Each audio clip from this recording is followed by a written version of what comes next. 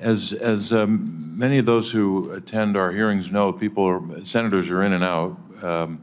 Some coming to ask questions, some here for a period of time and have to leave for other committee hearings, other commitments on a Thursday. So we'll have some senators who will be here for questions and some who won't. I know earlier we had both Senator Blumenthal and Senator Kelly here, and we're expecting more senators in just a little while. I'll start my questions, and then I'll turn to Ranking Member Braun, and we'll see where we are with other senators coming in and out. I wanted to direct this question to both Ai-jen Poo and Councilor Brown. As the panel noted, people with disabilities represent at least 20% of the U.S. population, or more than 65 million people. I think most experts believe that number might be an undercount, but that's roughly the number that most people point to. It's been 34 years since we passed the so-called ADA, the Americans with Disabilities Act. Yet every day people with disabilities continue to face barriers. We hear about this all the time.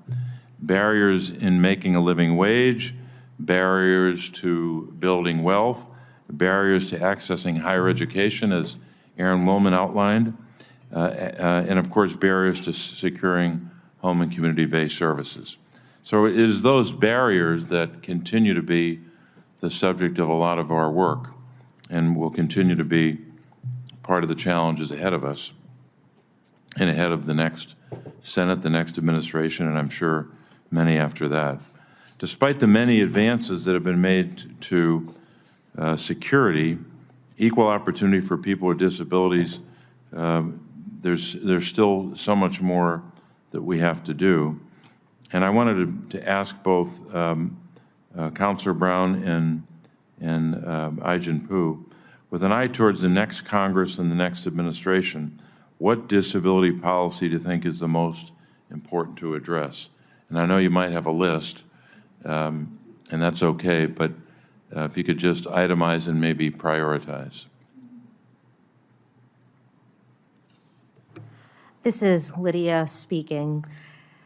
Most importantly, for many people with disabilities, we need to continue to have access to and increase support for home and community-based services. These are services that are available and funded through Medicaid. And I am echoing some of what Ai-jen shared a few minutes ago during her testimony. People with disabilities rely upon those services in order to access employment, to enter the workforce, to stay in the workforce, to grow their earnings, and ultimately to grow their savings and to maintain participation in the mainstream economy. Over the last year, we know that employment for disabled people, we've calculated, is up 30%. That is a dramatic and important increase for people with disabilities. With the right supports in place, people with disabilities are able to work in ways that support their bodies and minds. We are able to participate in the workplace. We want to participate in the workplace in ways that work for us, and ensuring that continued funding and increasing levels appropriately for Medicaid will guarantee that that can continue to happen. We also know that now, the ABLE program, which has allowed many more people with disabilities to continue benefiting from Medicaid, has resulted in $2 billion. That's billion with a B, just to clarify that, billion with a B, $2 billion saved through ABLE. There are 187,000 ABLE accounts currently open. That's an average of $11,000 per account right now. Obviously, individual accounts might have greater or fewer assets in them. However, we do know that these provisions allow people with disabilities to get jobs, to keep those jobs, to save money, build their wealth for the future, and have a financial future.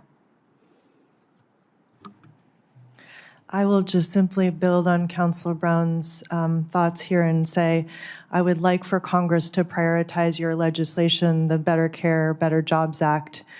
Breakthrough in that legislation is the knitting together of investments in services and the workforce, which are truly interdependent investments. You cannot have more access to services without a strong workforce in place.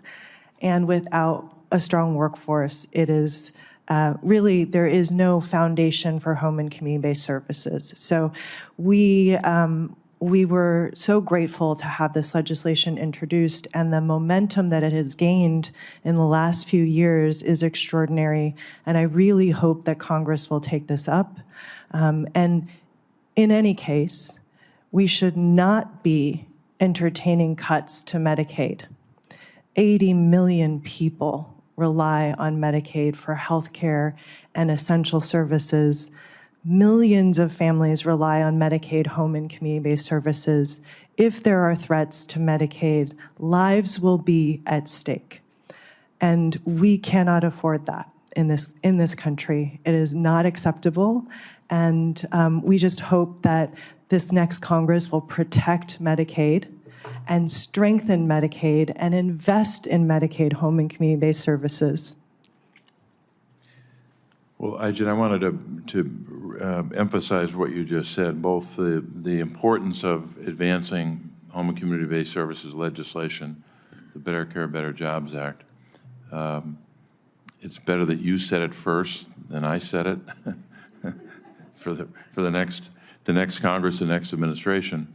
But I thought it was also noteworthy and significant, as well as you emphasized, not cutting Medicaid, which it would be, in a word, catastrophic for the country, and it really beyond catastrophic for the most vulnerable. But you also said on page 2 of your testimony the following: the American Rescue Plan Act.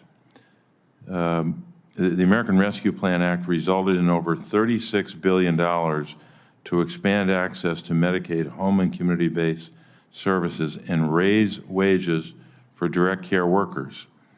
And then you put in bold, all caps, all 50 states took this funding because of the extensive need for care across the country. I emphasize those words from your testimony because this is no longer in the realm of theory.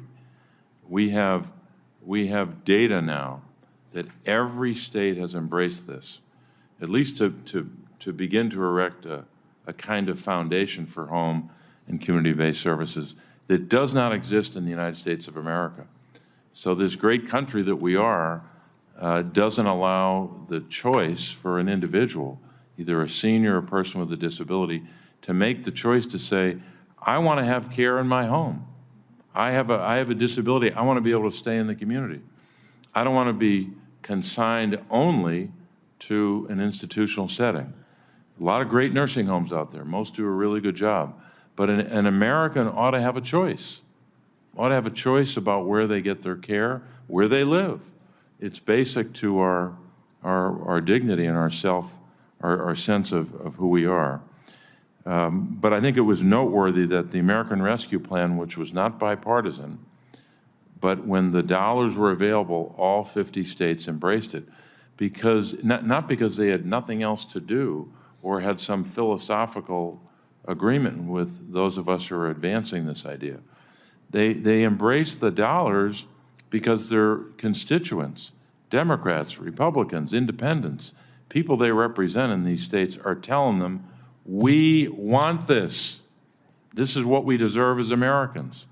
And I think any public official who just throws up their hands and says, oh, well, we can't do that, it's too complicated, is going to find out that there are going to be people coming through their front door to demand this. And they should demand it. And we should, at the federal level, be instrumental in helping them. So that's all. I went a little longer there. It's the last hearing. So, Senator Braun? You're entitled to that, I think.